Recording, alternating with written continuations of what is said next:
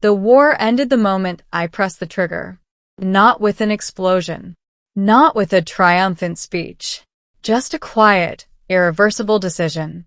One pulse of energy, precise, calculated, and the enemy command core collapsed in on itself like a dying star. Every ship linked to it went dark.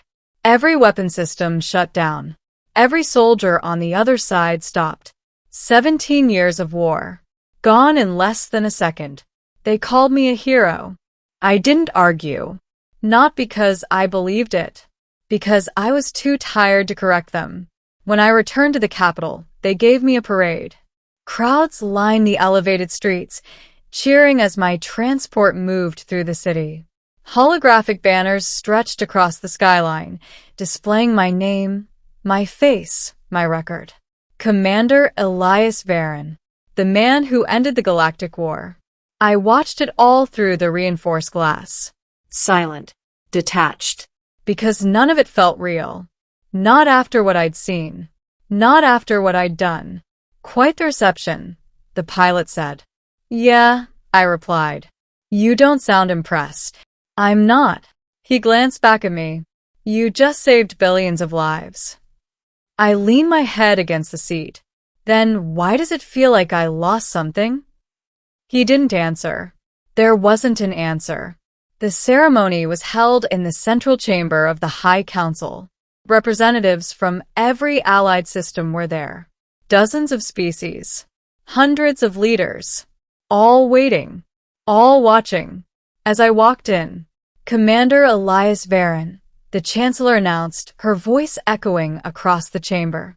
Today, we honor not just a soldier, but the individual who brought an end to the most devastating conflict in recorded galactic history. Polite applause followed. Measured. Controlled. Diplomatic. I stood at the center platform, hands behind my back, posture straight. Not because I cared. Because it was expected. You were given an impossible task, she continued. And yet, you succeeded where entire fleets had failed. I said nothing. You infiltrated enemy territory. You reached their command core. And you made the decision that ended it all. That word again. Decision. They liked that word. Made it sound clean. Simple. Like flipping a switch. As such, she said, it is the will of this council to grant you a reward befitting your service. I almost laughed. A reward. That was new. Commander Varen, she said, state your request. There it was. The moment everyone imagined. The hero asking for something grand. A planet. A title. Power. I looked around the chamber. At the faces. The expectations. Then I said the only thing that felt honest. I don't want anything. Murmurs spread instantly. Confusion. Surprise. Even a little irritation. The Chancellor tilted her head slightly. That is not how this works. Then change how it works, I said. A few representatives shifted uncomfortably. You have earned this, she said. It is not optional. Then give it to someone else. Irrelevant, she replied. The reward is yours. I exhaled slowly. Fine, I said. Then give me something useful. And what would that be? Time, I said. Away from all this. Silence. Then, that request is granted, she said. I nodded. Good. But she wasn't finished. However, she continued, the council has also prepared a supplementary reward. I frowned. I didn't ask for that. No, she said. But you will receive it. The chamber lights dimmed slightly. A section of the floor behind me shifted, opening with a smooth mechanical glide. And then, she stepped forward. At first, I thought she was another dignitary. Tall. Composed. Dressed in ceremonial attire unlike anything I'd seen. But then I noticed the details. The faint glow beneath her skin. The way the air around her seemed to distort, just slightly. The way everyone in the chamber went completely still. This, the Chancellor said, is Lyra of the Erythian line. The name meant nothing to me, but the reaction in the room did. She is the last of her kind, the Chancellor continued, a survivor of a civilization lost during the war. I felt something twist in my chest. Okay, I said slowly. And she has been entrusted to the Council's care. That twist tightened. And now? I asked. The Chancellor met my gaze. She has been entrusted to you. I stared at her, then at the Chancellor, then back at her. No, I said. The word echoed louder than expected. Immediate. Unfiltered. No, the Chancellor repeated. You're not serious, I said. This is a great honor.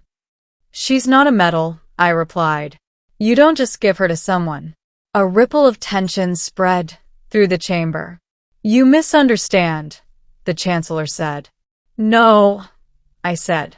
I understand perfectly. Lyra hadn't moved, hadn't spoken. She just stood there, watching. Not confused, not afraid, just observing.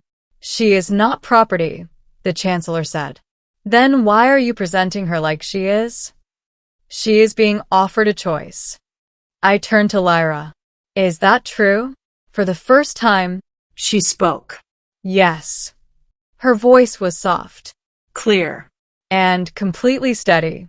You can refuse, she added. I blinked. Then refuse, I said. A pause. I have not decided, she replied. Of course she hadn't.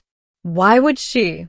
From her perspective, this was probably just another unfamiliar situation in a galaxy that had already taken everything from her. You shouldn't have to make this choice at all, I said. Choice is all that remains, she replied. That stopped me, because there was no arguing with that. The Chancellor stepped forward. This arrangement is not symbolic, she said. It is strategic. Of course it is, I muttered. Lyra possesses knowledge, she continued. Capabilities that could shape the future of our alliance. And you think I'm the best person to handle that? We think you are the only one she will accept. I frowned. What does that mean? Lyra stepped closer. Not enough to invade my space. Just enough to be heard clearly. I observed your decision, she said. What decision? The one that ended the war. I felt that familiar weight settle in my chest. That wasn't something to admire. I did not say it was. Then what? She held my gaze. It was necessary. Silence. Then, you don't know that, I said. I do, she replied. Based on what? Based on what would have happened if you had not acted. I looked away, because I didn't want to hear that. Didn't want confirmation. Didn't want justification. You see outcomes, I said. I see possibilities. Same thing. No, she said. Very different. The Chancellor cleared her throat. The Council will allow time for this decision, she said. But understand, this is not a simple offer. Nothing about this is simple, I replied. They gave us a private chamber. Neutral ground. No guards. No observers. Just the two of us. This is insane, I said, pacing. You are uncomfortable, Lyra observed. That's one way to put it. You can still refuse. I know, I said. And I probably will. Probably. I stopped. Looked at her. You don't seem bothered by any of this. I have experienced greater losses, she said calmly. That shut me up for a moment. Your world? I asked. Yes. Destroyed in the war? Yes. I swallowed. I'm sorry. She nodded slightly. Your apology is noted. That wasn't cold. Just factual. Why me? I asked. You ended the war, she said. That's not a reason. It is the only one that matters. I shook my head. That decision, it wasn't clean, I said. It wasn't heroic. I am aware. Then why? Because you did it anyway, she interrupted. That landed harder than I expected. You think that makes me trustworthy? I asked. I think it makes you capable of choosing necessity over comfort. That's not the same thing. It is close enough. I laughed softly. Yeah, I said. That's comforting. We sat in silence for a while. Not awkward. Just quiet. What happens if I say no? I asked eventually. I will be assigned elsewhere, she said. To someone else. Yes. Someone who asked for it. Likely. I nodded. Yeah, I said. That doesn't sit right. Then your decision is not purely logical, she observed. No, I said. It's not. She tilted her head slightly. Humans make decisions based on conflicting inputs. All the time. And yet you still function. Barely. A faint shift in her expression. Not quite a smile, but close. What do you want? I asked. Survival, she said. Beyond that, she considered. Understanding. I exhaled slowly. Yeah, I said. That makes two of us. The next day, we stood before the council again. The chamber silent, expectant. Have you reached a decision? The chancellor asked. I glanced at Lyra. She didn't speak, didn't signal, just waited. I looked back at the council. Then, I accept, I said. The reaction was immediate. Approval, relief, some surprise.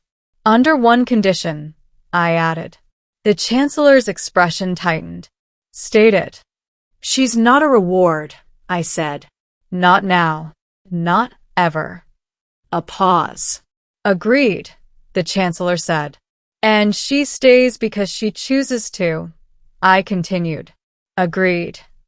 I nodded. Then we're done here. Life after war isn't what people expect. There's no sudden peace. No clean transition. Just silence. And the things that fill it. Lyra and I were assigned a station on the edge of Allied space. Quiet. Isolated. Far from politics. Far from expectations. At first, we barely spoke. Not because we didn't have things to say. Because we didn't know how. You are adjusting, she said one day. Am I? Yes. Feels more like drifting. Drifting is a form of movement. I smiled faintly. Yeah, I said. I guess it is. She spent most of her time studying data, systems, cultures, trying to piece together a galaxy that had erased her own. You don't ask about my people, she said once. I figured you'd tell me when you were ready. That is, to consider it. Don't get used to it. Over time, the silence changed. Not empty anymore. Just comfortable. What did you lose? She asked one evening. I stared out at the stars. Everyone, I said. A pause. I understand. Yeah, I said. I figured you would. We weren't the same. Not even close. But we understood something fundamental about each other. Loss. Choice. Survival.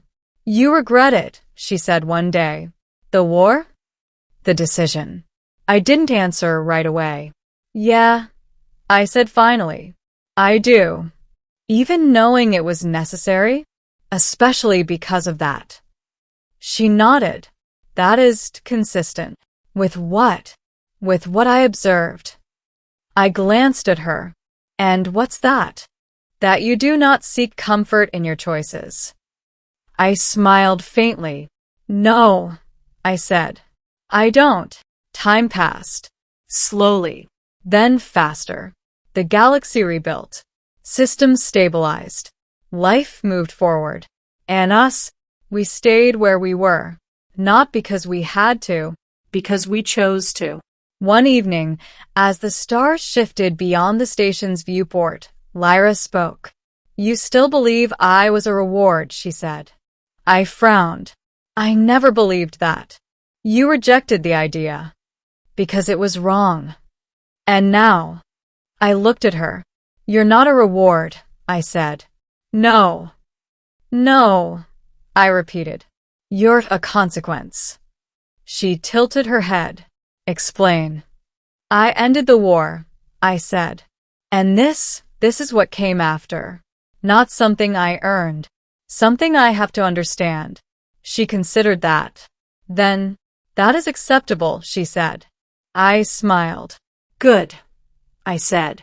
Because I'm still figuring it out. And for the first time, she smiled back. Not because the war had ended, not because things were perfect, but because somehow, in the aftermath of everything we had lost, we had found something unexpected, not a reward, something real. And for once, that was enough.